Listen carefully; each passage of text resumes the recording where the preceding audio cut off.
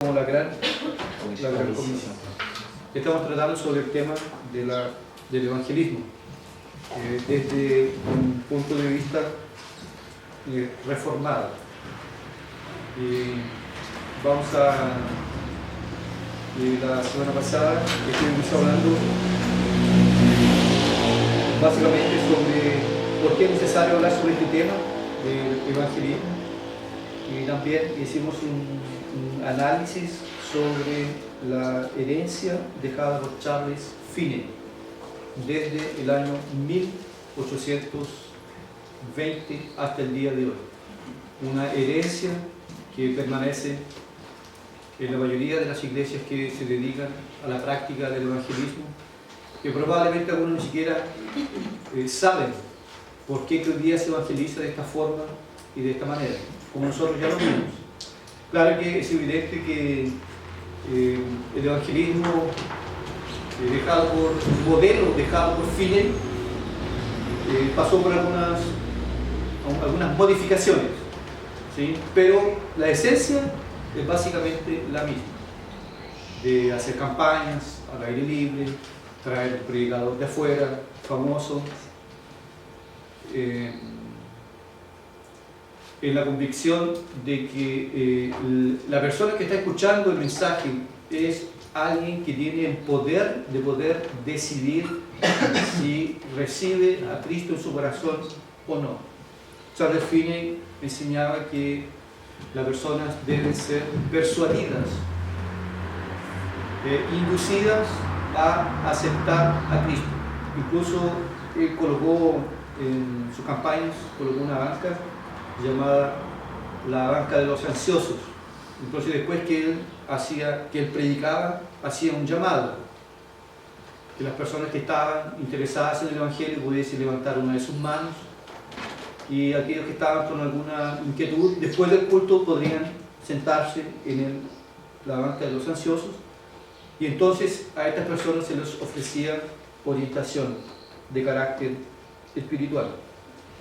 Hoy día es básicamente lo mismo con algunos pequeños cambios, y el evangelismo practicado en los días de hoy a nivel general se puede decir que es un evangelismo arminiano,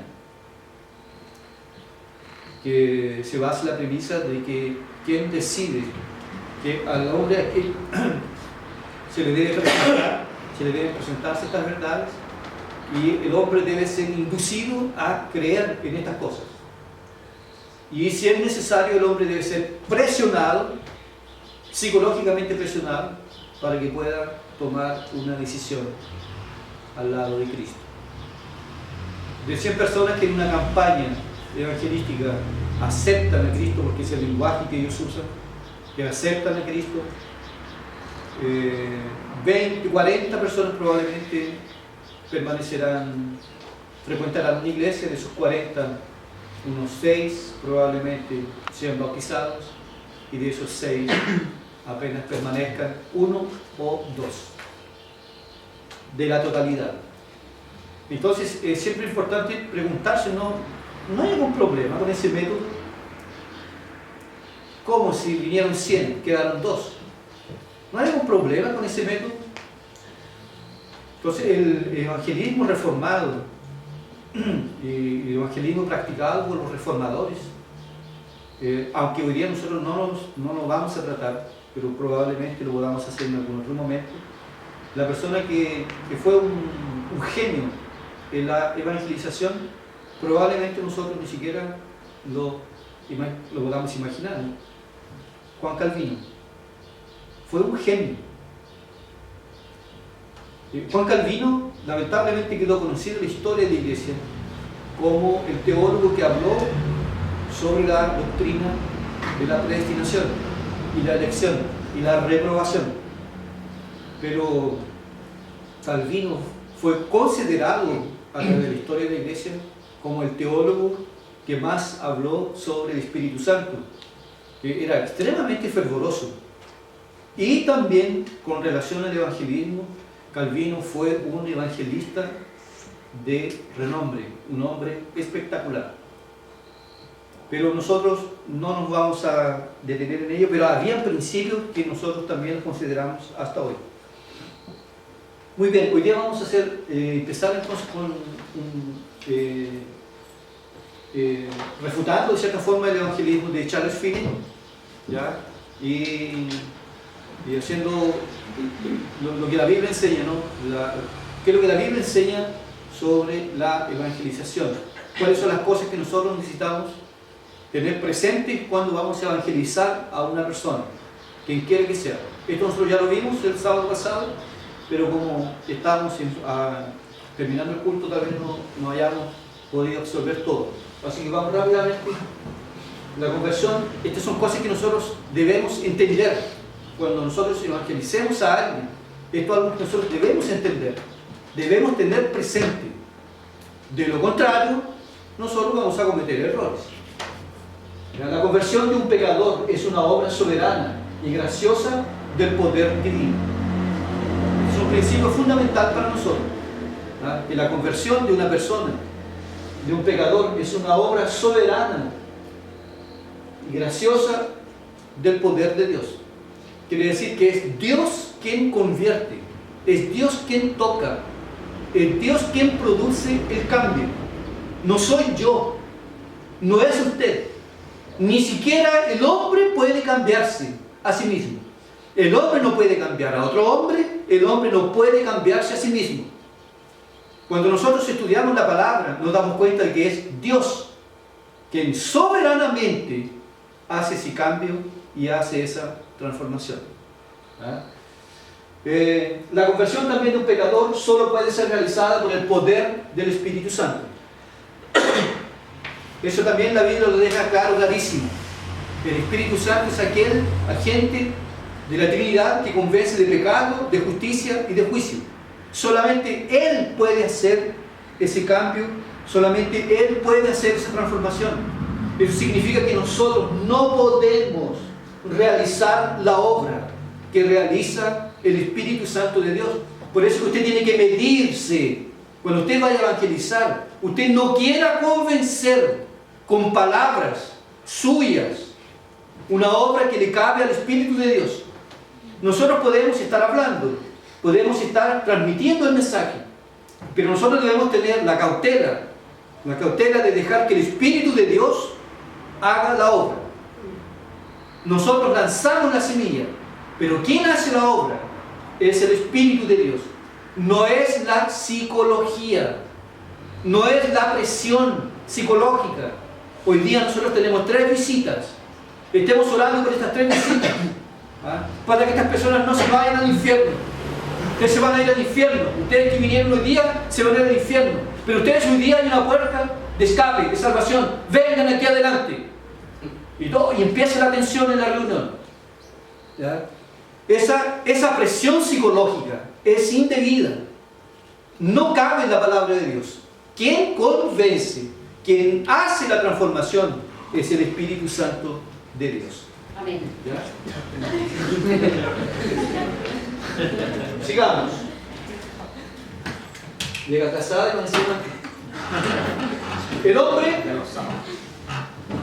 también es otra cosa que el evangelismo y la teología nos enseñan. El hombre, por encontrarse en estado de muerte espiritual, es completamente incapaz de cooperar en su conversión, tornándose totalmente dependiente de la gracia de Dios.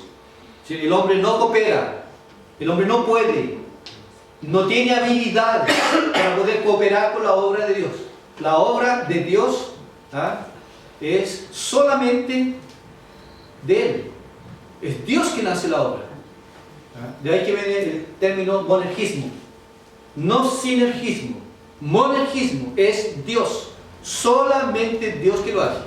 Por ejemplo, si nosotros tomamos la conversión de Saulo de Tarso, ¿en qué cooperó Saulo? ¿Dónde está el libre albedrío? ¿Dónde está el poder de decisión de él? La voluntad de él. Se fue a las pailas, se fue a la chuña, de un paraguaso. Así, sencillamente, Dios hizo la obra.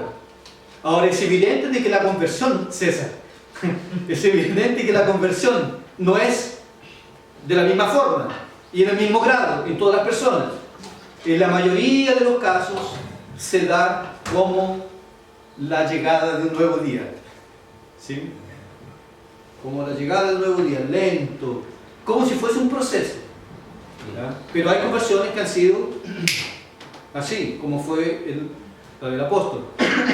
No está la cooperación del hombre, solamente Dios quien hace la obra. Y eso a nosotros nos causa ánimo y nos causa esperanza. Porque si fuésemos a esperar por el hombre, por la voluntad del hombre, nosotros diríamos, esa persona allí no hay esperanza. No se puede esperar nada de esta persona. Pero si Dios quiere, si Dios lo desea, si Dios se manifiesta, Él todo lo puede hacer. Bueno, la gran prueba somos nosotros mismos. Amén, sí, sí, sí. Porque no habían pecadores tan perversos. Amén, sí. Que fueron convertidos por la gracia del Señor, transformados, lenguaje, palabras, actitudes, compañías, vestuario, cambió todo cambió. Muy bien. También Hanna, lea. La conversión es realizada por el Espíritu Santo, el cual opera directamente a través de la palabra en la mente del hombre, dándole entendimiento y convicción en las profundezas de su corazón, implantando la nueva vida y destronando eficazmente el pecado, tornando al pecador dispuesto a responder positivamente a la invitación del Evangelio. Es una obra del Espíritu de Dios, que cuando el Espíritu de Dios opera, entra en acción. Es irresistible. Destrona todo.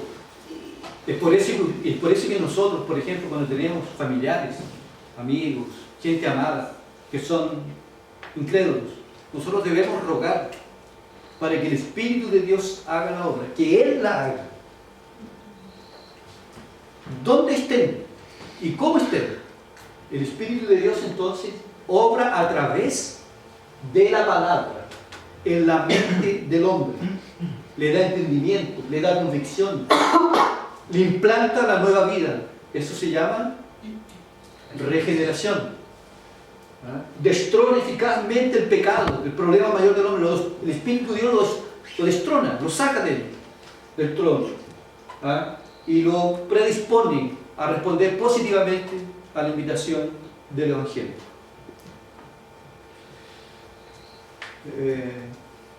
¿5? ¿Felipe?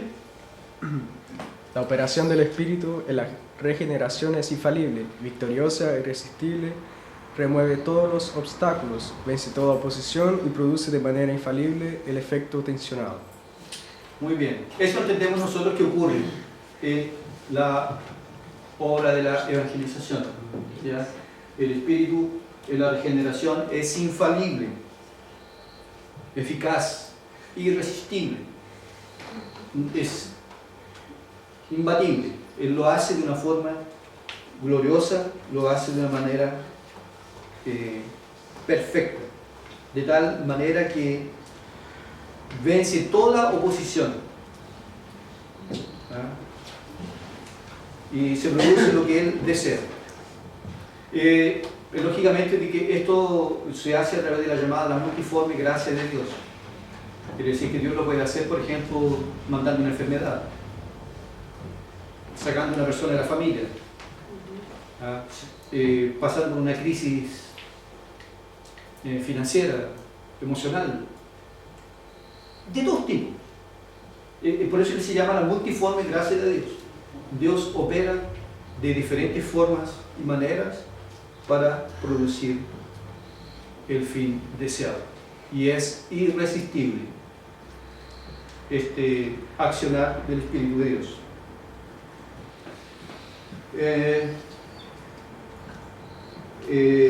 Dios es quien determina cuándo un pecador escogido llegará a creer y nunca el hombre. ¿Ya? Es por eso que nosotros no podemos predicar, basado en esto, nosotros no podemos predicar y obtener resultados inmediatos, como hacen los arminianos. Los arminianos predican la palabra y tiran las redes y quieren sacar inmediata. Al tiro quieren obtener resultados, ya vinieron 40. ¿Ya? Y al final de cuentas, ¿quién acaba llevándose la gloria? ¿Ah? O mandándose un porrazo, es el predicador. Porque si vienen 40, la gloria se da del predicador. Y si no vino nadie, la culpa fue de él. Porque no se la pudo. ¿Ah? No fue persuasivo lo suficiente para poder haber convencido a aquellas personas. ¿Ah? Sin embargo, la palabra nos enseña de que es Dios quien soberanamente tiene un tiempo determinado para poder llamar a las personas. Hay algunas personas que se someten a un ministerio de la palabra en un determinado lugar, y esa persona escuchó y nunca pasó nada. Después se cambió de ciudad, se fue para otro lugar, otro país, y allá se produjo la conversión de una forma gloriosa. Algunas personas estuvieron por años en iglesia y después de mucho tiempo en otra parte ocurrió una conversión verdadera. Esto entonces está en las manos de Dios, porque es Dios quien determina cuándo. Es Dios que va a decir en qué momento una persona llegará a creer. Lo que nosotros sabemos apenas es que mientras hay vida, hay esperanza. Y nosotros siempre debemos estar orando para que Dios pueda manifestar su gracia, su gloria, y nosotros estar hablando con sabiduría, con gracia. Estoy diciendo con sabiduría y con gracia, con amor y con compasión. Porque no sirve de nada llegar a casa y ya, compadre, ¿cuándo ir a la iglesia? Pura cortelato, ya está tomando cortelato con esa cuestión. Entonces prácticamente en vez de estar hablando del evangelio, está retando a la persona, se cierran las puertas. O que nosotros mismos, por ejemplo, seamos piedra de tropiezo para la gente que no conoce el evangelio. La responsabilidad nuestra es muy grande, Nosotros con compasión, con paciencia, con amor, con misericordia, debemos estar hablando. A la medida que se vayan produciendo espacios, oportunidades, continúen. Pero cuando usted nota de que se cerraron las puertas, ya, empezaste ya. Entonces es hora de usted, yo mejor voy parando por aquí, pero voy a hacer una cosa que no podrá evitar: los efectos de la oración. Amén. Hay personas a veces que, como dice la palabra, ¿no?, que no se juega las joyas ni las perlas a los cerdos porque no las valorizan. Así también nosotros debemos tener esa sabiduría para poder discernir eso. Y para terminar ese punto, que también es importante, el mensaje a ser anunciado debe estar muy arraigado a las Escrituras. ¿Ya? Cristo es el único que puede salvar al pecador. Cuando nosotros vayamos a evangelizar, entonces evite de hablar de la iglesia. No es que mi iglesia, sí, que la iglesia salva. Significa que si la persona viene a la iglesia va a estar salva. Usted tiene que hablar de Cristo. Cristo es el remedio de Dios. Cristo es quien perdona. Cristo es quien restaura. Y la cosa de congregarse en una iglesia, dejémonos en las manos de Dios. Dios irá a determinar, irá a colocar a la persona en una determinada iglesia donde pueda congregarse. A veces hay factores que se llevan en consideración, por ejemplo, la distancia, pero yo creo que la cosa que más pesa en una persona que es convertida y que entiende bien la palabra es la iglesia a la cual yo me voy a congregar. ¿Qué es lo que se predica allí? Y la iglesia puede quedar, no sé, en el cerro, voy a ir igual. Que congregarme en una catedral donde hay mucha gente, pero lo que se predica básicamente es todo contrario a la Biblia Sagrada. Es por eso que nosotros tenemos gran responsabilidad en poder orientar a la gente, poder orientarla bien, aconsejarla bien, sin ser tendenciosos o proselitistas o sectaristas. Ser sectario, ¿no? En mi iglesia, como si la iglesia bautista salvara, o como si todas las iglesias bautistas son iguales. ¿No? Mentira. No es verdad. Exactamente. Hay una crisis muy grande en ese aspecto. Una mirada hacia a la historia de la iglesia, ¿no? Una época de oro. Y les pido por favor que Lucas puedas abrir ahí en el libro de Jeremías, capítulo 6, versículo 16.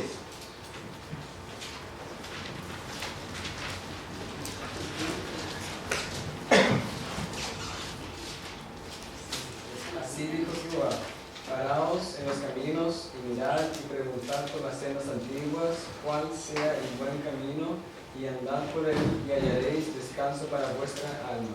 Mas dijeron: no andaremos. Muy bien, paraos en los caminos y mirad. Preguntad por las sendas antiguas, cuál sea el buen camino, y andad por él. Quiere decir que la Biblia Sagrada nosotros nos orienta también a poder mirar hacia atrás y poder percibir si en la historia hay algo bueno, digno de ser imitado. Y si nos preguntamos a nosotros, ¿podemos aprender algo de la historia de la iglesia? La respuesta será sí. Hubo una época de oro, gloriosa, que probablemente hoy está casi perdida y que es desconocida a muchos cristianos. Una época de oro, de gran contenido doctrinario, teológico y espiritual, como fue la época de los puritanos. Entonces nos interesa en esta tarde ver cómo los puritanos abordaron el tema de la evangelización. Los que tengan acceso a los libros, yo no sé si aquí en nuestra lengua española se han publicado obras sobre los puritanos. Hay cosas, sí, pero obras específicas sobre los puritanos, por lo menos yo particularmente no he visto. Pero por eso digo que es un arsenal extraordinario que está prácticamente casi que perdido, ¿ya? Pero allí encontramos un ejemplo digno. J. Packer tiene una obra escrita entre los gigantes de Dios, y su abordaje es quiénes eran los puritanos, quiénes eran y cómo vivían. Y en todos los aspectos de la vida cristiana, ellos eran celosamente santos y piadosos. Lamentablemente, en el transcurso, incluso hoy, a veces se usa el término puritano de una forma despectiva, como si puritano significase ser legalista, como ser hipócrita o falso. Ese más o menos, hoy día, ese es el sentido que se le da a veces al término puritano. Por ejemplo, se va a un determinado almuerzo y de repente aparece una botella de vino, un cabernet en la mesa, y no falta es que se escandalizan, ¿ya? Y alguien dice: oh, qué puritano, así como que por ser puritano considera que eso es pecado. Y así, lamentablemente, el término puritano ha tenido un otro sentido al original. Vamos a ver entonces aquí cómo no evangelizaban los puritanos. Bueno, partimos un poco diciendo quiénes fueron, ¿no? Los puritanos fueron un grupo de protestantes que anhelaban una reforma profunda y verdadera en la iglesia anglicana en el siglo XVI. Todos los puritanos eran reformados, quiere decir eran calvinistas. Todos los puritanos. Yo no me acuerdo de alguien que haya sido puritano y que no haya sido reformado o calvinista, ¿ya? Por eso todos los puritanos eran reformados. Los principales intereses de los puritanos era tener una iglesia pura y verdaderamente reformada, sin olor a catolicismo. Ese fue el objetivo del movimiento puritano. Y se dice que se le llama que los puritanos fue un movimiento porque había gente bautista, presbiteriana, congregacional, de varias denominaciones, que hacían parte de esta mentalidad. Tener una iglesia pura, tener una iglesia conforme a las Escrituras, una iglesia que no tuviera una media reforma, como era lo que estaba pasando en Inglaterra. A los puritanos también, de los cuales deriva la denominación bautista, ¿ya? Porque algunos teólogos van a decir de que no, los bautistas vienen de los separatistas ingleses, ¿sí? Y uno pregunta, ¿y quiénes fueron los separatistas ingleses? Los puritanos. Y se les llamaba separatistas porque ellos defendían la firme convicción de que debía existir en la iglesia anglicana una reforma total y verdadera, de que ni siquiera existiera el olor a catolicismo. Es evidente, quien conoce tal vez un poco de esta parte de la historia, es evidente que hubieron algunos excesos, probablemente algunos errores que algunos puritanos cometieron porque eran muy celosos, muy piadosos en relación a la vida cristiana. Por ejemplo, si usted estudia la vida de los puritanos, ¿cómo era la vida de un puritano, por ejemplo, en su matrimonio? ¿Cómo era la vida de un puritano en la vida familiar? ¿Cómo era un puritano en su trabajo? Los puritanos se atraían, tomaban vino, eran gente muy alegre, muy espiritual. Era gente que conservaban la unidad de la iglesia. Y como ellos no pudieron, lamentablemente ellos no pudieron reformar la iglesia anglicana, entonces ellos emigraron hacia Nueva Inglaterra, donde allí sí pudieron hacer o cumplir el sueño de tener una iglesia realmente reformada. Por lo tanto, los puritanos fue un movimiento, ¿ya? Y uno de los puritanos que tuvo una relevancia extraordinaria fue John Owen, que quedó conocido como el príncipe de los puritanos. Y ustedes los que ya tuvieron acceso a la obra, una de las obras conocidas de Owen, La muerte de la muerte en la muerte de Cristo. Él escribió, fue un libro que él escribió para refutar la idea de que la muerte de Cristo fue universal, que Cristo murió por todos en la cruz. Entonces él va y refuta esa idea, todos los textos de la Biblia que como que dan a entender de que la salvación, o que Cristo murió por todos. Y esa obra de Owen, hasta el día de hoy, ha sido imbatible. Nadie pudo refutarla. Y uno cuando lee la obra es densa. La obra es... hay contenido, hay carne allí, hay alimento sólido. ¿Ya? Algo ridículo como nosotros podemos ver en la literatura hoy día, de Cash Luna, de Joel, de Benny, y de lo que ustedes ya conocen o conocían.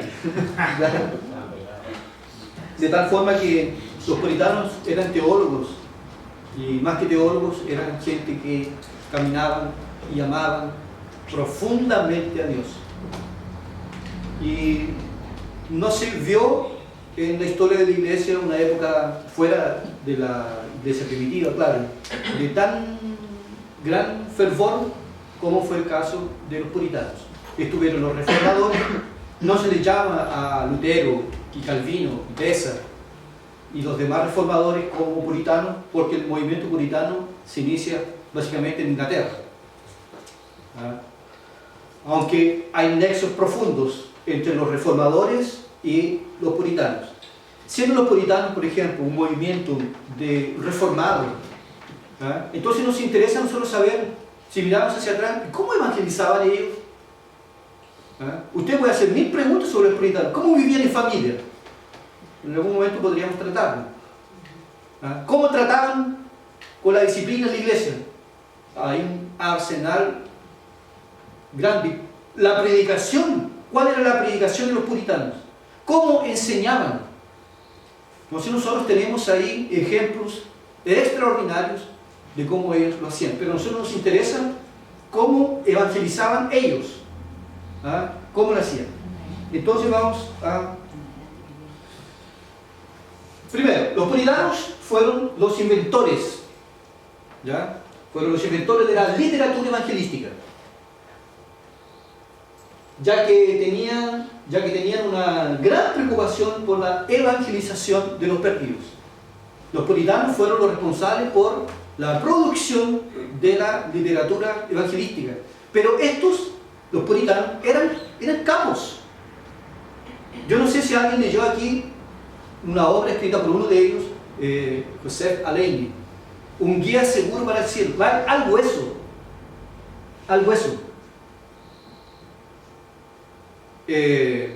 Samuel Bolton, otro. Son libros que usted los lee hoy día después de 300 años. La joya está viva.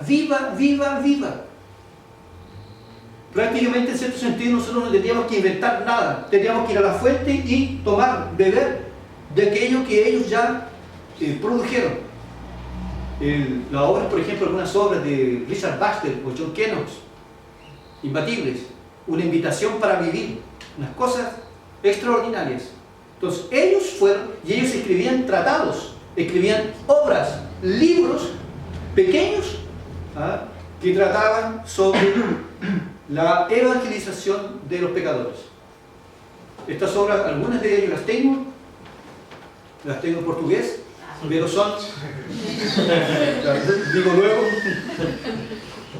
son realmente, yo tengo todo el libro rayado, todo el libro está, porque es impresionante cómo ellos trabajaban esta área de la evangelización.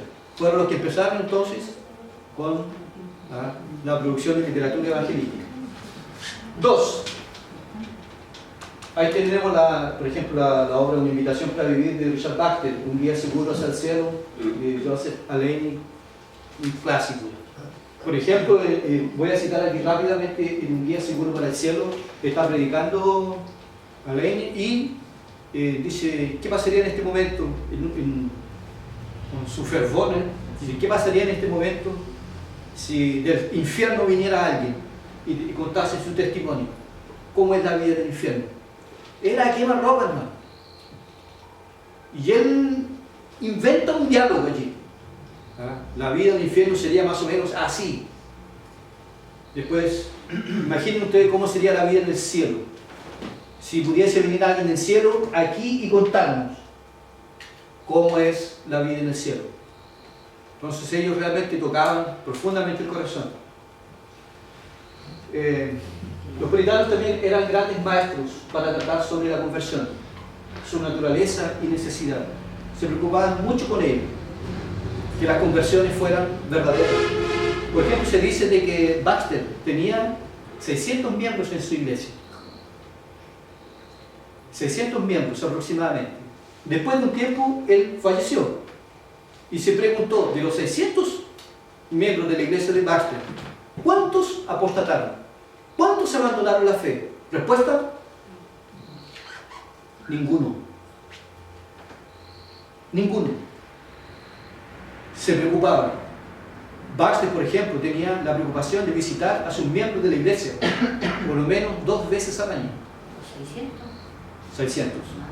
Ellos visitaban. ¿Cómo? Todos los días, hermano.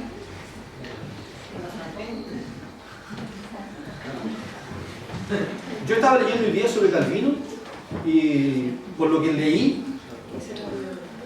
Calvino vivió poco tiempo. Con sus 50 y poco falleció, 53 parece que falleció Calvino. Y según lo que estaba leyendo hoy día, dormía aproximadamente 4 horas. Dormía 4 horas diarias. El resto, comunión con Dios y vamos escribiendo. Que Dios sabía lo que iba a hacer con él. ¿Ya? Sí. Entonces los puritanos eran grandes maestros para tratar sobre la conversión, que la conversión fuese segura. Ellos acompañaban a la gente, los ayudaban, les sacaban las dudas, los temores. Tenían una gran preocupación A veces nosotros, por ejemplo, llega una persona a la congregación, a la iglesia, la persona entra y se va, nadie la notó, no se habló con ella, y los grupitos vamos conversando, vamos riéndonos, y nos descuidamos de este tipo de cosas.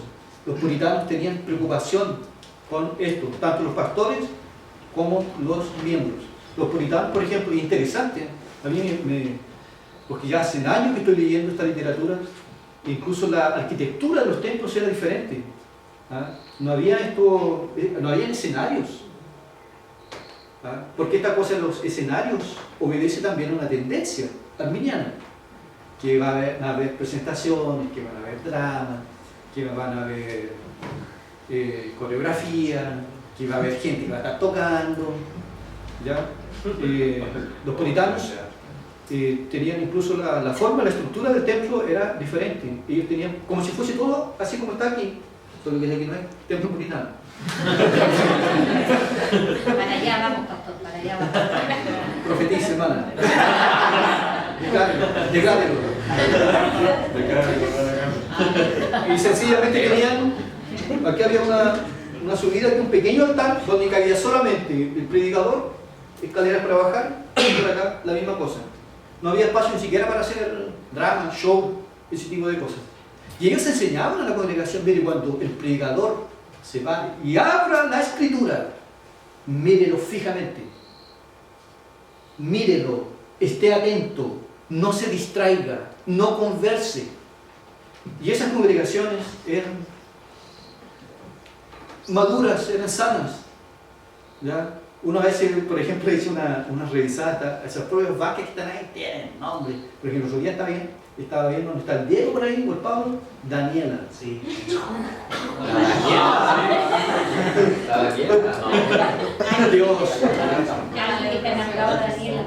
Dios es amor, corazones, regalitos. ¿Ya? Eso puede ser, no sé, sin valor alguno, pero habla de cierta manera cómo se comporta la gente. Por ejemplo, hay en algunas congregaciones que es insoportable estar en un culto. La gente entra y sale, entra y sale, entra y sale. Les da una sed, unas ganas de ir al baño. ¿Ya? Y más encima algunas iglesias van y colocan los tremendos espejos en los baños. Yo pregunto, ¿en la iglesia católica hay baños? No hay, parece, no hay. No. Vía de regla, Yo revisé que porque para eso no van a la misa y se acabó. Van a la misa y se acabó. Pero nosotros tenemos baños, la gente va, entra y sale. Hay una porción de músicos que se queda afuera conversando. Entran cuando los llaman a los profesionales. Los puritanos tenían todos esos cuidados. Hay gente, por ejemplo, que la persona está predicando, dale, celular, mil cosas. Y ellos enseñaban a sus congregaciones, mire fijamente al predicador, está siendo expuesta la palabra de Dios. Y es algo súper agradable para un predicador, principalmente cuando es joven, que lo miren, que le den atención. Muy bien. Los puritanos también magnificaban el poder de Dios en contraste con la enseñanza bíblica de que el hombre está muerto en pecado. Ellos agarraban al hombre y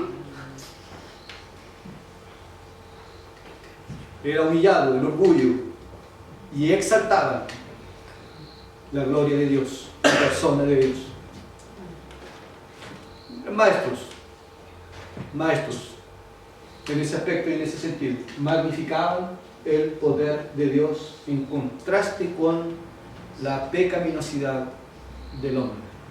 Jamás los puritanos, por ejemplo, irían a alabar a un pecador que llegara de tenis y corbata.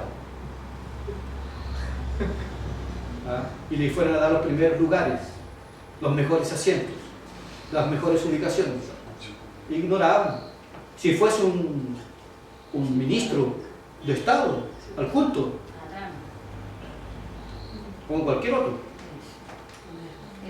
sin privilegio, como todos. Amén. Sigamos. Los puritanos enseñaban que el pecador debía estar bajo convicción de pecado antes de ser salvo. Tanto en la predicación, dejemos que el pecador quede bajo convicción de pecado, ni por chiste interrumpir el proceso de quebrantamiento de una persona. Déjenlo nomás. Como lo decía Spurgeon, ¿no? Que también es considerado como uno de los puritanos, casi ya de los últimos. ¿Ya? Decía, deje que sangre, que se vaya sangrando y que muera al pie de la cama, al pie de la cruz, que derrame su alma. Déjenlo que se vaya sangrando. No le pregunten, oye, ¿por qué está llorando? Oye, ¿y qué pasa? No, si no, si está a pecho el mensaje. Que muera, que se vaya herido y que muera desangrado en su cama, para que se encuentre con el Salvador. Ellos ni siquiera, ni de chiste, interrumpir ese proceso. ¿Ah? Porque a veces yo he visto algunos que, no, pero para qué tan exagerados, si... Incluso hay que ponerle un poquito de humor al mensaje, sí, para que no parezca una cosa tan seria, tan ácida. No, pues ellos predicaban la palabra al hueso. Las preguntas después, Waldo, ¿no? una excepción. También era importante para ellos, en su orden litúrgico, se terminaba con el sermón y después no había más actividades para que las personas realmente quedaran reflexionando en la palabra que han escuchado y se fueran con ello para sus casas. No es como muchas veces que se termina el sermón, después viene un número musical, la rendición de cuentas, actividad de la semana, etc. Sí, y las famosas sesiones administrativas. 2 o 3 horas, cambiar el color del templo. Claro, si no se pierde un poco el... Se sacan sangre. Se termina con el sermón y... Ellos deseaban realmente que la palabra quedara. Sigamos. El modelo puritano de evangelización del hombre es completamente opuesto al de Charles Finney. Charles Finney era, algunos les dicen que era pelagiano, ¿ya? Y que supuestamente estaría bien en el infierno, pero no. Finney fue arminiano y nosotros no podemos demonizar a los arminianos. Tienen la falla de creer que el hombre coopera con la salvación, pero tampoco aquí vamos a tener, porque incluso muchas personas han conocido el Evangelio a través de un método equivocado. Pues los puritanos eran lo opuesto al método de Finney. Ellos exaltaban la soberanía de Dios en la salvación del pecador. Daban espacio a la manifestación del Espíritu de Dios. Si usted le preguntase, ¿y cómo eran los llamados? ¿Qué llamado? ¿Llamado a qué? ¿Arrepentimiento? Pero llamar adelante, levantar la mano, llenar un papel, una boleta más que con una X, si quiere ir al cielo, sí o no. Era como una...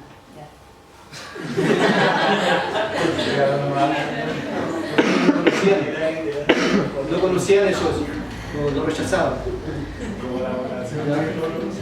6. Los puritanos predicaban, esto es importante, los puritanos predicaban el Evangelio desde el púlpito y de manera personal, dejándole todos los resultados a la divina providencia. Ellos jamás hicieron la obra que solo el Espíritu Santo puede hacer. Ellos se limitaban a predicar la palabra. Y aquí hay una cosa interesante. Ellos predicaban a Cristo y este crucificado. Pero los pastores puritanos eran gente que ellos memorizaban el texto bíblico. Se dice, por ejemplo, de uno de los puritanos, conocido también entre nosotros, John Bunyan, que los textos bíblicos se les salían por los poros. Se le abrían los poros cuando sudaba y salían textos bíblicos. Si le fuesen a pinchar una vena, en vez de sangre salían textos bíblicos. Y ustedes pueden, sí, ustedes se pueden reír, ¿ah? Pero si ustedes leen la obra El Peregrino, usted da 2 o 3 pasos, texto bíblico, Sí. 2 o 3 pasos, texto bíblico. Sí, amén. Eran extremadamente bíblicos y estos tenían intimidad con la palabra. Yo cuando participé en la conferencia Fiel en el año 2012, estuve predicando ahí por Washington, pero antes que predicara por Washington estuvo predicando el pastor brasileño Hernández Díaz. Él predicó sobre los viajes misioneros del apóstol Pablo. ¿Ya? Dijo, abran la Biblia ahí en Hechos 16, más o menos, por ahí. Capítulo 16. Nada más. Solo que cuando íbamos por la mitad del texto, todos, unas 2000 personas probablemente, con Biblia en mano, yo levanté la cabeza y me fui dando cuenta que él tenía el texto memorizado. Tenía la Biblia cerrada. Hay una herencia gloriosa. Ellos predicaban el Evangelio, pero el Evangelio era muy apegado a las Escrituras. Muy apegado. Por ejemplo, a mí me impresiona la capacidad que tenía Spurgeon de usar textos de la Biblia de una forma que usted pudo haber pasado 3, 4, 5, 10, 15 veces por ese texto y nunca lo notó. Por ejemplo, había un sermón que a mí me hizo pedazo, fue el sermón de Spurgeon de la hija rechazada de Ezequiel capítulo 16. Jamás yo habría descubierto un sermón de ese texto, pero tenían esa habilidad extraordinaria. Ellos tenían intimidad con la Biblia Sagrada. Algo opuesto que nosotros vemos en los días de hoy, que la gente y los pastores parece que tienen hasta vergüenza, que intentan colocar el sermón de la forma más secular posible, de acuerdo con el tipo de gente que está presente en el culto. Los puritanos predicaban el Evangelio desde el púlpito y de una manera personal, con la Biblia. Ellos trabajaban mucho con los catecismos. La preguntita, ¿cuál es el fin del hombre? Todos la sabían. Hubo un tiempo cuando yo fui pastor en la iglesia, vinieron nuestros hermanos que ya llegaron a su casa ya hoy día. Janet tuvo la oportunidad de trabajar con el catecismo para niños y niñas. A los niñitos les encantaban, porque siempre con la historia de Jesús barbón, con algodón pegado en la pared, y Jesús es todo. Y Janet fue y empezó a trabajar con el catecismo. Me acuerdo hasta hoy día que a los chiquillos se les quedó grabado. Ellos trabajaban de esa forma, predicaban el Evangelio en el púlpito y de manera personal. ¿Ya? Algo más tenemos aquí también. Los puritanos entendían que presionar al pecador psicológicamente en busca de resultados inmediatos generaría conversiones falsas. No se debe presionar a la gente. No se debe ejercer presión psicológica. Manipular los sentimientos de las personas, sea con música, sea con luces, sea con ilustraciones. No se debe hacer eso. ¿Por qué? Porque va a producir conversiones falsas, superficiales. Y ahí que vienen los problemas. ¿Por qué la iglesia tiene tantos problemas? Que bautizaron X cantidad de gente, que levantaron la mano, que después hicieron un curso, que fueron discipulados. No hubo la preocupación si entendían o no entendían el Evangelio. A veces, yo creo que a veces uno cuando tiene el cuidado, por ejemplo, yo a algunas personas les digo que no. ¿Quién quiere bautizarse? Vamos a tener bautismos. Vamos a tener bautismos. Vienen 4, 5, 7, 10. Y de repente nos falta que se filtra esto.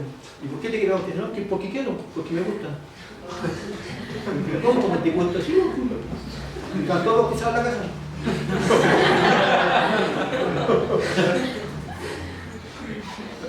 Pues tú vas a esperar entonces, esperar un par de meses a esperar ahí. Para la salida, así la familia con la cara. Así la cara. Porque no bauticé la linda. Hay que tener cuidado. Tener la preocupación de que la conversión sea aquí. Siempre pasa uno que otro, ¿cierto? Porque uno no tiene un lente que puede decir si tiene un sello de agua en el corazón. Está convertido. No está convertido. No hay cómo saberlo, pero hay que esperar.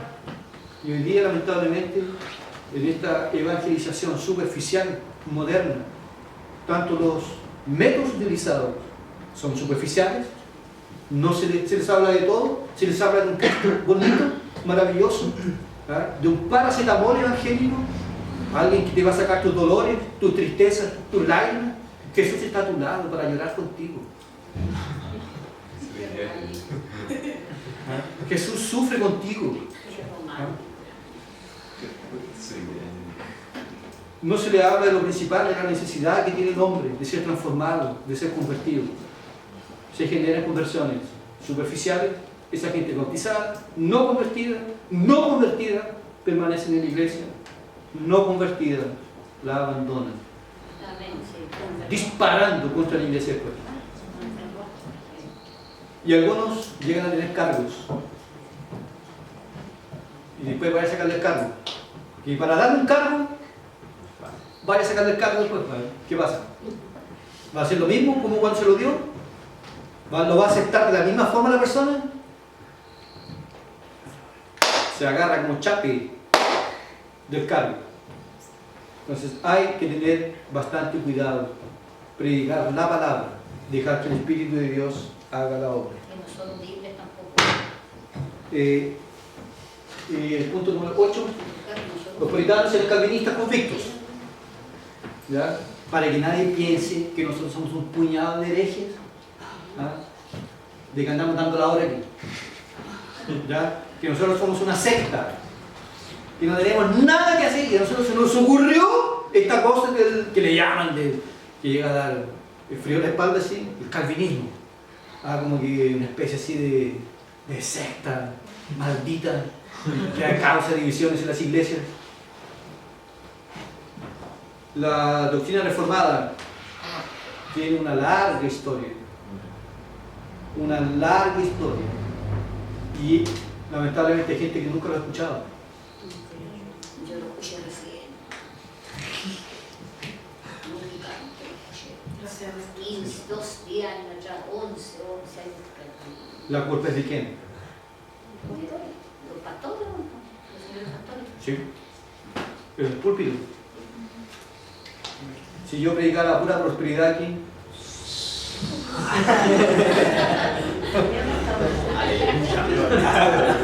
tendríamos que aumentar estacionamiento y todo. Pero peligroso que después te encuentres. Yo así no conozco a nadie. Los puritanos eran calvinistas, convictos, lo que preparó el terreno para que la iglesia fuera sacudida fuertemente por avivamientos. Usted pregunta, ¿en qué momento hubieron avivamientos significativos y gloriosos en la historia de la iglesia? En la época de los puritanos. ¿Con quién se va a encontrar usted ahí? Jonathan Edwards, Winifred, Brainer,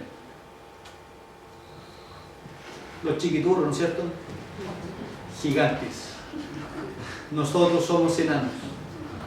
Ellos eran gigantes en la fe. Esto es importante. En la secta jamás ha ocurrido un avivamiento del Espíritu Santo. ¿Usted ha escuchado de que ha ocurrido un avivamiento en la Iglesia Católica, en la Iglesia Adventista, en los Testigos de Jehová, en los Mormones? ¿Ha ocurrido un avivamiento ahí? Jamás. El Espíritu de Dios nunca reconoce la mentira como verdad. Cuando la verdad es predicada, el Espíritu de Dios la reconoce y la bendice. Porque es la gloria de Dios que está en juego. Muy bien. El puritano más conocido entre nosotros es John Bunyan, con sus obras El Peregrino, La Peregrina, y también Gracia Abundante para el mayor de los pecadores. No sé quién fue quien hizo comentario que este libro, Gracia Abundante para el mayor de los pecadores, le había traído profundo consuelo. No sé si fue alguien de aquí o fue Mariño que me dijo que... ¿Mariño? Sí, fue el que me dijo que le había traído profundo consuelo ese ese librazo. Una obra, gracia abundante para el mayor de los pecadores, usted. Amén, sí, yo lo conozco siempre, eso lo tengo clarito. Muy bien, un gran consuelo. ¿Ya? Los expositores que nosotros tenemos reformados hoy día en nuestro planeta, sea Washer, MacArthur, Piper, Sproul, siempre ustedes se dan cuenta de que ellos están citando a los puritanos en sus obras, porque fueron realmente gigantes. Y esta era la forma que ellos tenían de evangelizar, predicando la palabra y orando, dejando que el Espíritu de Dios pudiera hacer la obra. Muy bien, Jesús y su manera de evangelizar. Esto también es muy importante para nosotros. ¿Ya? Jesús predicaba sobre contenido. ¿Cuál era el contenido del mensaje de Jesús? ¿Cuál era? Arrepentimiento. Porque el reino del cielo. Lea, hermana Carmen, por favor, Mateo 4, 17.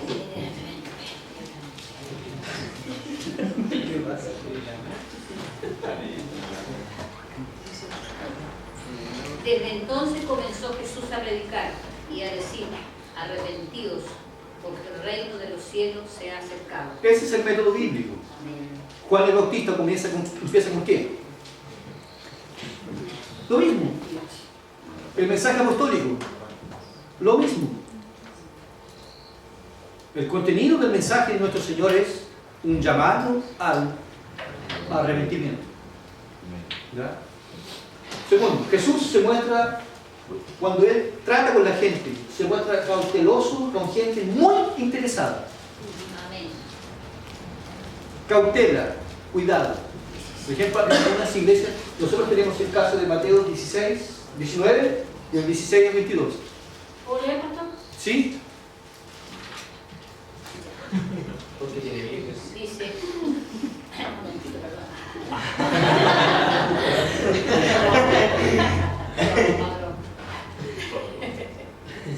Entonces vino uno y le dijo: Maestro bueno, ¿qué bien haré para tener la vida eterna?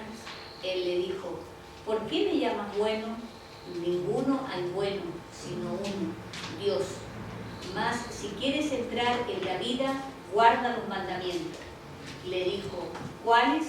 Y Jesús dijo: no matarás, no adulterarás, no hurtarás, no dirás falso testimonio, honra a tu padre y a tu madre, y amarás a tu prójimo como a ti mismo. El joven le dijo: todo esto lo he guardado desde mi juventud. ¿Qué más me falta? Jesús le dijo: si quieres ser perfecto, anda, vende lo que tienes y dalo a los pobres, y tendrás tesoro en el cielo, y ven y sígueme. Oyendo el joven esta palabra, se fue triste, porque tenía muchas posesiones. Muy bien. Entonces encontramos que Jesús se muestra cauteloso con gente muy interesada. Por ejemplo, si Jesús hoy día fuese a seminario, sería reprobado. Jesús no pasaba en evangelismo 1, 2, 3, 4. No pasaba. ¿Se acuerdan cuando una persona llega y le dice así: Señor, te seguiré donde quieras que tú vayas?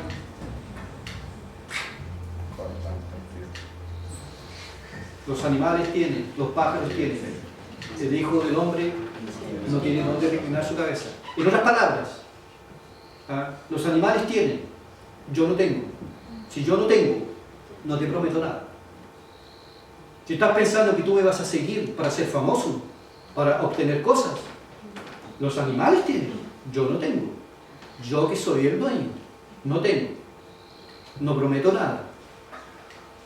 Entonces Jesús, por ejemplo, si fuese hoy día un seminario, fuese dar un curso de crecimiento de iglesia, Jesús, que en pocas horas lo sacaban del seminario, estaría completamente reprobado. Porque una persona que demuestra estar muy interesada, se muestra cauteloso. Así también nosotros, y así también la iglesia. A veces llega una persona porque tiene plata, porque tiene recursos, porque tiene cultura, porque tiene esto otro. Algunas iglesias hoy día ya prácticamente como que el tercer cuarto domingo ya está en el púlpito ya. Ya está predicando, ya le están dando la oportunidad para dar testimonio. para decir esto otro. De la noche a la mañana se van. ¿Verdad? Sí, sí. Y ahí queda, oye, ¿y el hermano este? ¿Qué pasó? No sé. Cautela. ¿Ah? O a veces nosotros cuando vamos a evangelizar, no, que parece que estamos interesados, parece que... Sí, vamos.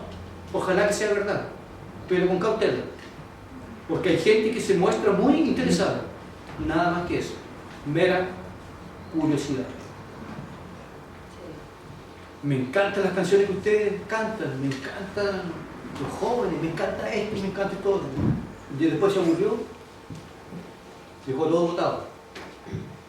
Jesús tiene cautela. Y esa cautela nosotros también debemos tenerla.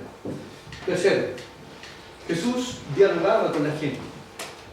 ¿Ya? Ustedes pueden ver en Juan 3 el encuentro entre Jesús y Nicodemo y la mujer samaritana. ¿Cuál es el método de Jesús? ¿Cuál es el método? Diálogo, conversar, del día a día. Me parece que no hay en la Biblia un programa de evangelización. Esto parece que es un estilo de vida. Jesús va allí al pozo, llega una mujer y empieza un diálogo. Dame agua. Y empieza. ¿Ah? La evangelización debe ser hecha de esa forma, de esa manera. Parece que la forma más efectiva que nosotros encontramos en la Biblia.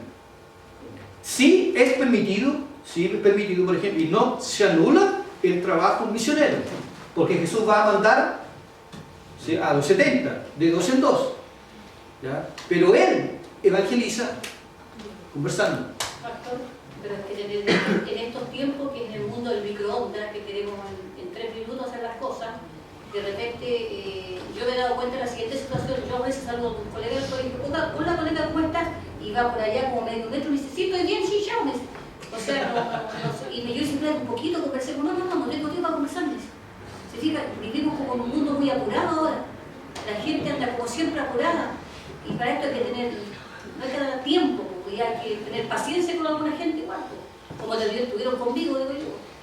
Sí, porque tuvieron.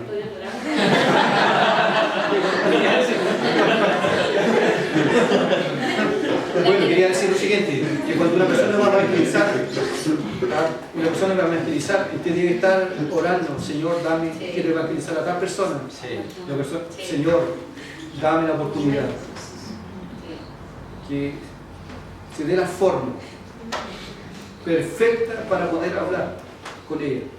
El Luis me decía, cuando dije el sábado pasado, de que el evangelismo que uno ve en las escrituras es más relacional, es algo normal, no hay un programa.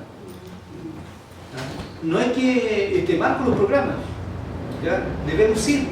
Debemos llevar la palabra a lugares donde no la hay, pero la evangelización más efectiva se da como lo hacía el maestro.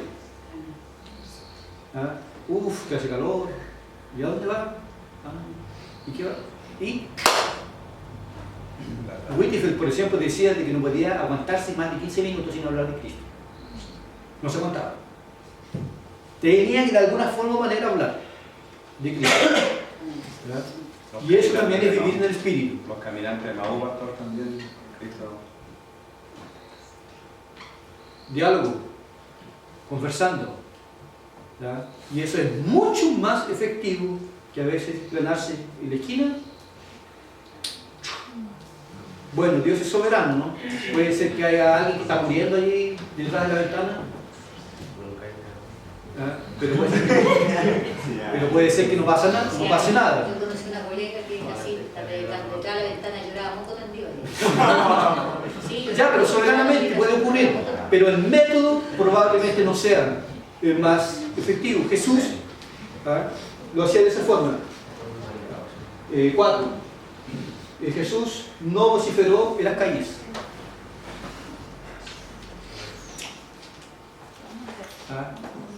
Estaba escrito que él no lo haría. Lo hacía personalmente. Bueno, el método ese de predicar en las calles. El método ese de predicar en las calles surgió exactamente con Wesley y Whitefield, me parece, si no me falla la memoria, porque ellos fueron prohibidos de predicar en los púlpitos, en los templos. Entonces ellos dijeron, el mundo será mi púlpito. De ahí que surge esa forma de hacerlo. El mundo será mi parroquia. Ese fue el texto. ¿Sí? El mundo ¿Sí? será mi parroquia. ¿Sí? Entonces, desde ahí que empieza esta forma de predicar el Evangelio. Pero nosotros viendo las Escrituras, no es que surja una condena sobre este método, ¿ya? Que esa forma es inválida, que no sirve para nada. No, no se dice de eso en las Escrituras. Hasta porque el apóstol Pablo llega a un coliseo y habla. ¿Ya? Pero lo que nos llama la atención a nosotros, pero menos a mí en las Escrituras, es que realmente el evangelismo eficaz es relacional. Quiere decir, diálogo, conversando, amistad. Y cuando hay amistad es un puente muy fuerte y sólido para llegar al corazón. Puede ser, por ejemplo, que un amigo suyo a mí no me escuche, si no me conoce. Pero a usted que lo conoce, sí le escuche. ¿Ya? Aunque evangelizar vecinos. En Mateo 12, 19. Sí. Sí. Para alguien que piense que la mujer del pastor no lee la Biblia.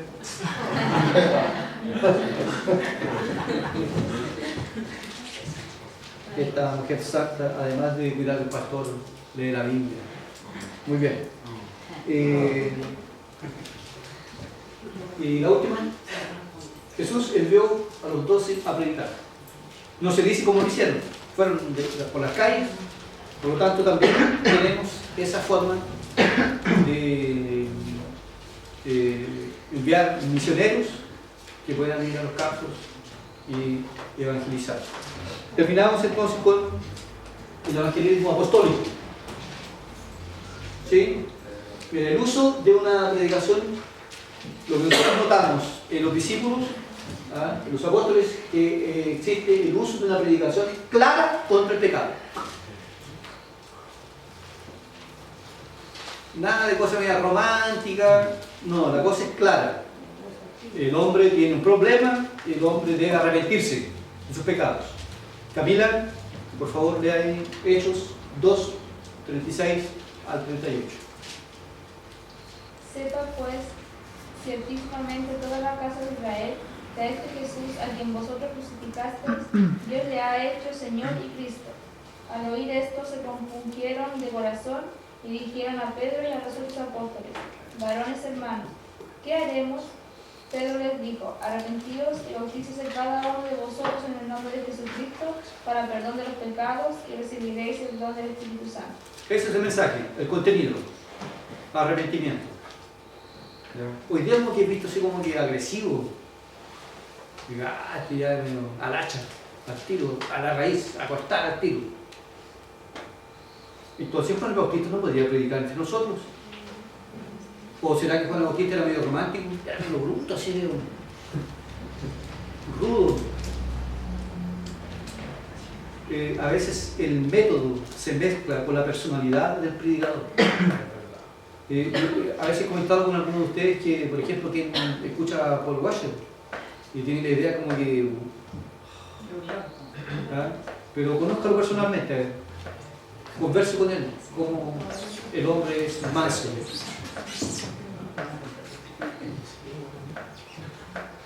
Y es por eso que si alguien, por ejemplo, ustedes lo conocen predicando, hablando sobre el arrepentimiento, bueno, que se formen ese concepto, ay, que enojón, como que está enojado predicando.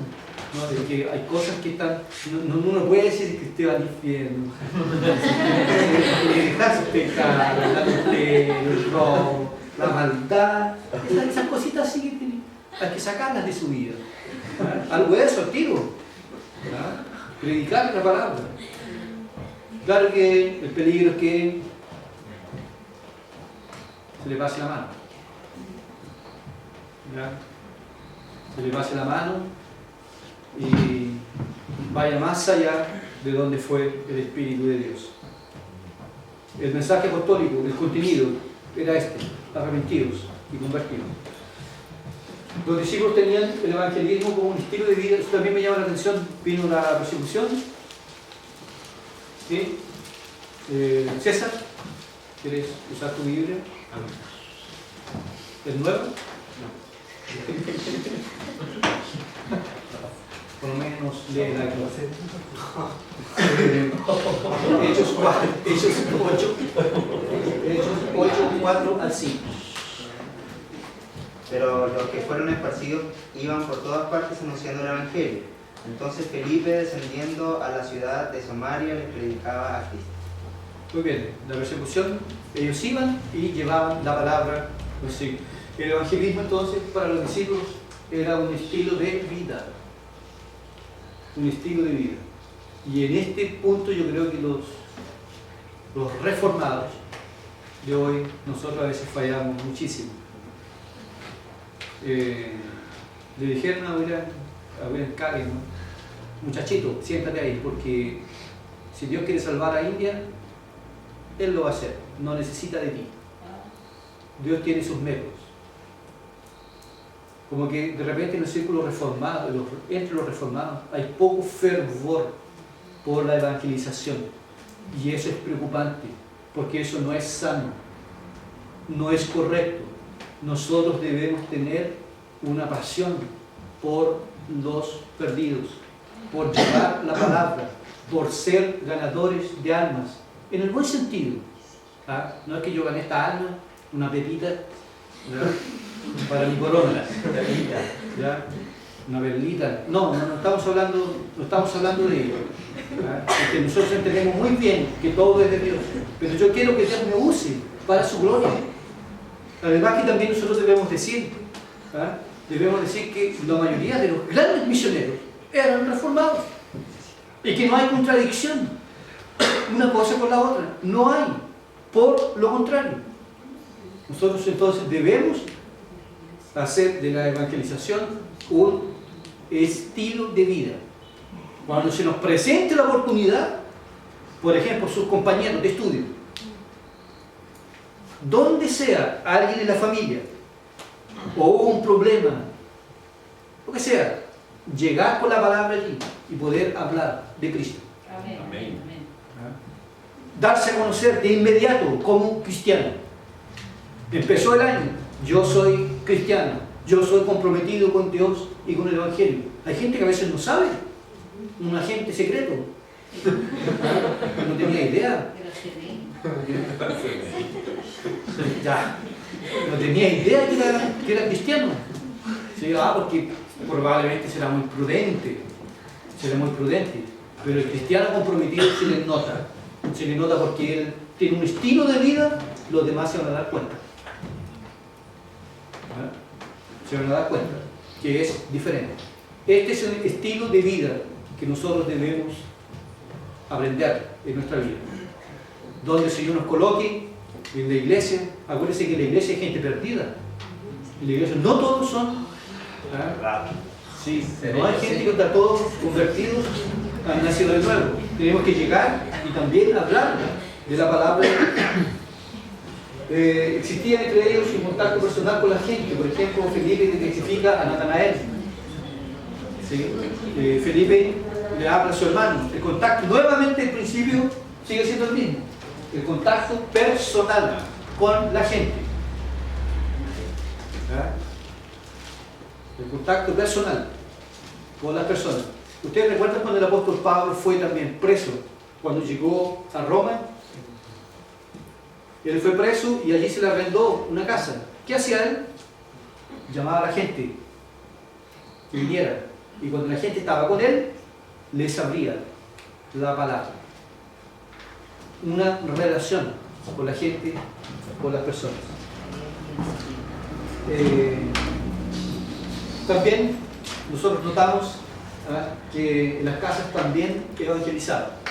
Pero me llama la atención que, no sé si yo estoy equivocado, pero me parece de que de puerta en puerta, como que no era el fuerte de los discípulos. Lo hacen los testigos de Jehová. Usted podría preguntar, pero el método está correcto. Podríamos decir que en cierto sentido, sí. Sí, cómo explicamos nosotros el crecimiento de los mormones y de los testigos de Jehová? Fácilmente. El hombre en estado de pecado puede creer en cualquier barbaridad.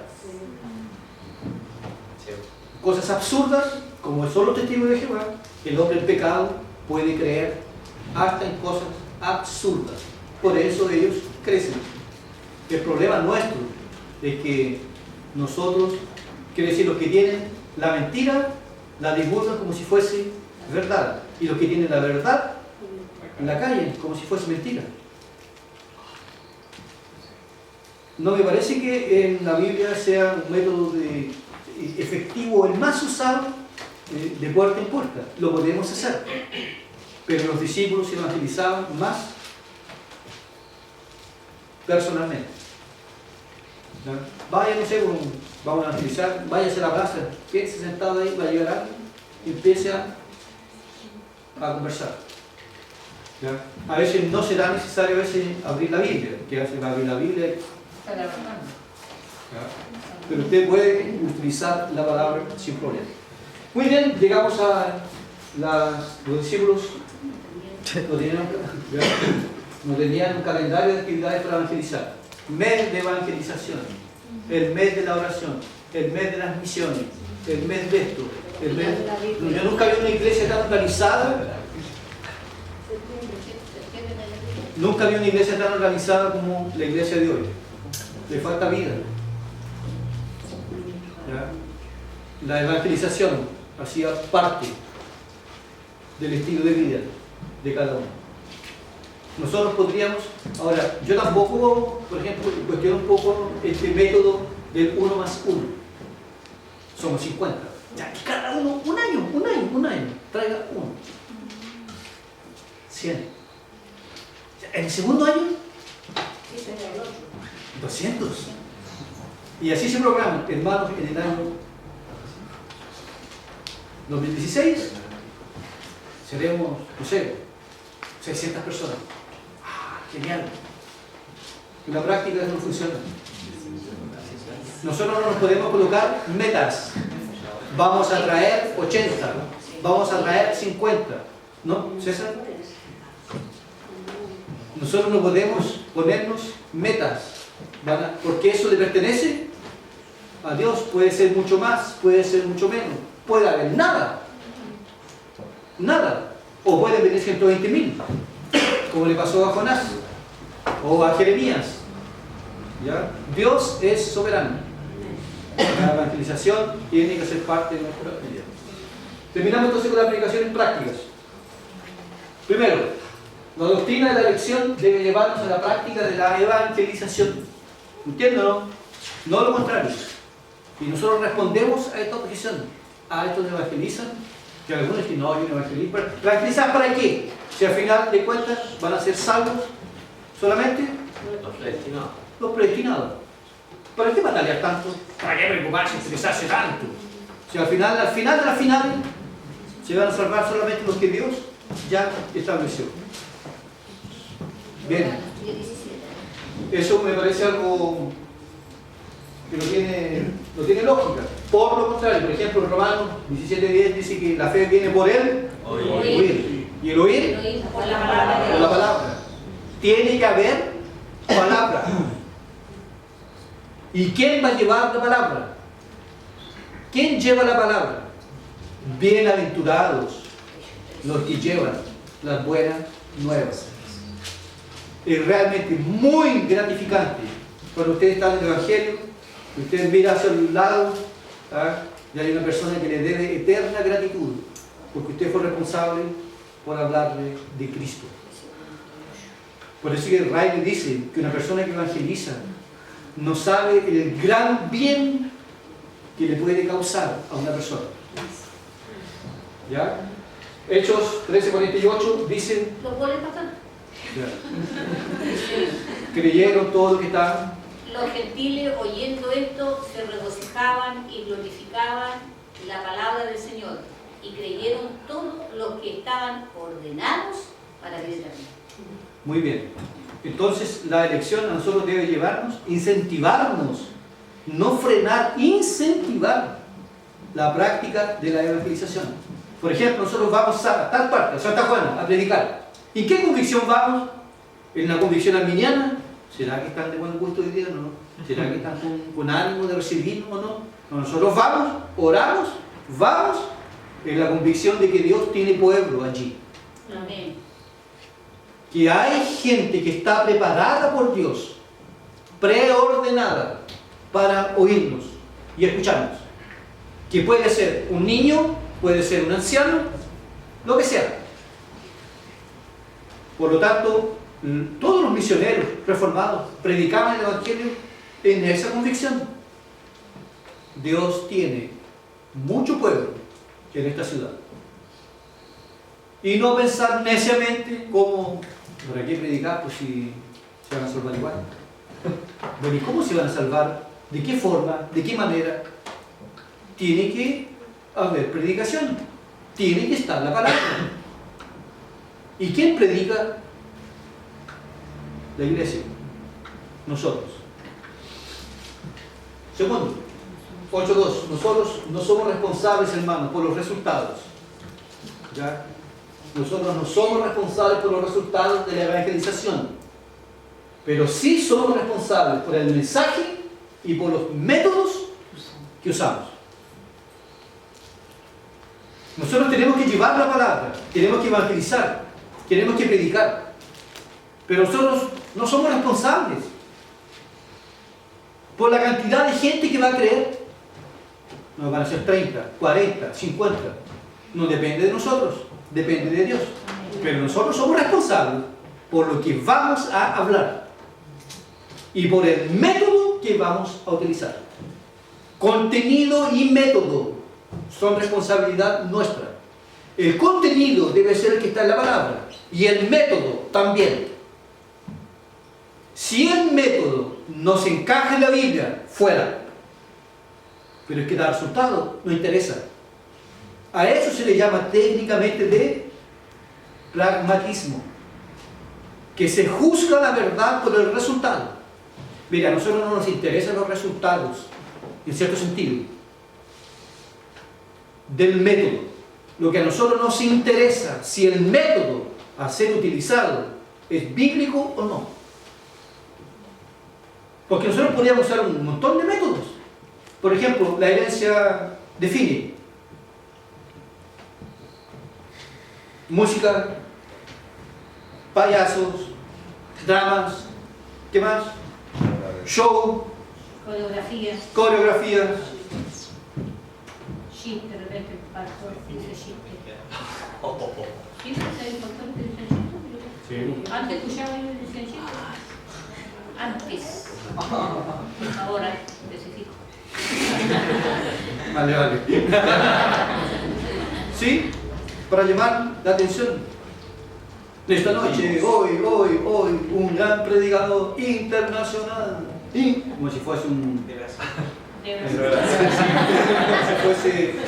como si fuese un león, no sé, un mono en un circo. Para que la gente venga por la curiosidad. Lluvia de milagro. El pasillo de la bendición, la cura, la libertación, Recibirá Explosión de milagro. la unción. recibirá una unción especial. Y si usted va a ver toda esa gente que fue atrás de eso, después de... Hagan una entrevista a esta gente. Cuando usted fue a la iglesia, ¿qué pasó? No, me hicieron, me llamaron, no me respondí. ¿Y qué pasó el otro día? Nada.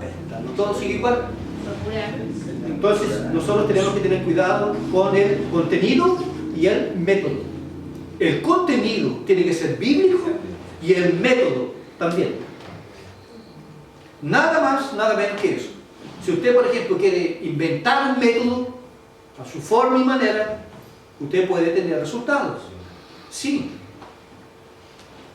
Ahora, ¿qué tipo de resultados usted va a tener? El número.